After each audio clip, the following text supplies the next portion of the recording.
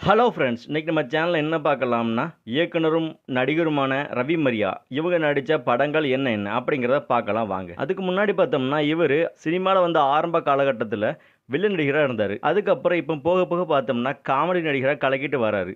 அதுவும் இல்லாமல் இவர் 50க்கு மேற்பட்ட படங்கள் நடிச்சிருக்காரு. அது என்னென்ன படங்கள்னு பார்க்கலாம் வாங்க. இதே மாதிரி சுவாரஸ்யமான வீடியோக்கள் உங்களுக்கு வேணும்னா நம்ம சேனலை மறக்காமல் லைக் பண்ணுங்கள், சப்ஸ்கிரைப் பண்ணுங்கள். ஓகே ஃப்ரெண்ட்ஸ், வாங்க நம்ம வீடியோக்குள்ளே போகலாம். முதலாவதாக 2000வது வருஷம் வெளிவந்த குஷிங்கிற படம். ரெண்டாவது பார்த்தோம்னா 2002வது வருஷம் வெளிவந்த ஆசை ஆசையாய் அப்படிங்கிற படம். மூணாவது பார்த்தோம்னா 2004வது வருஷம் வெளிவந்த நியூ அப்படிங்கிற படம். நாலாவது பார்த்தோம்னா 2005வது வருஷம் வெளிவந்த அன்பே ஆறுவிரே படம். அஞ்சாவது பார்த்தோம்னா 2006வது வருஷம் வெளிவந்த வெயில் அப்படிங்கிற படம். ஆறாவது பார்த்தோம்னா 2008வது வருஷம் வெளிவந்த பழனி அப்படிங்கிற படம். ஏழாவது பார்த்தோம்னா அதே வருஷம் வெளிவந்த சண்டை அப்படிங்கிற படம்.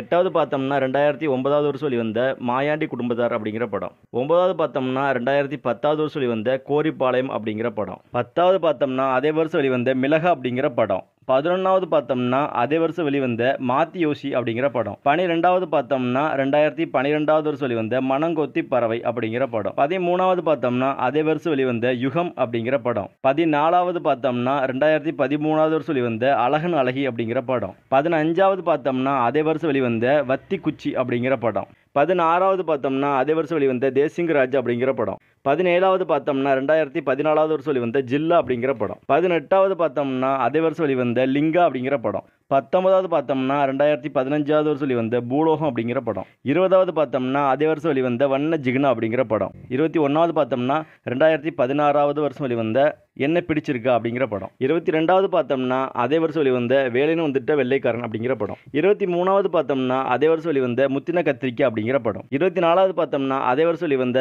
என்னமா கதை விடுறாங்க அப்படிங்கிற படம். 25வது பார்த்தோம்னா அதே வருஷம் வெளிவந்த பகிரி அப்படிங்கிற படம். 26வது பார்த்தோம்னா அதே வருஷம் வெளிவந்த இளமி அப்படிங்கிற படம்.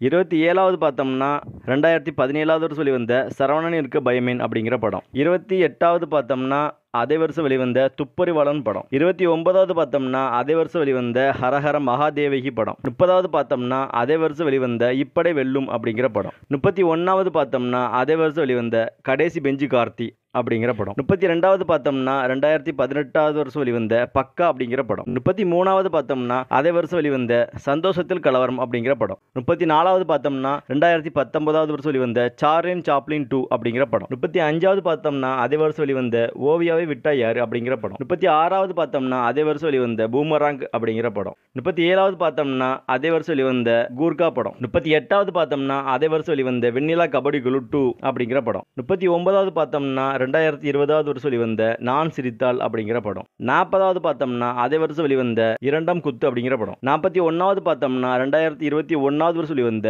மைக்கேல் பெட்டி ராஜா அப்படிங்கிற படம்.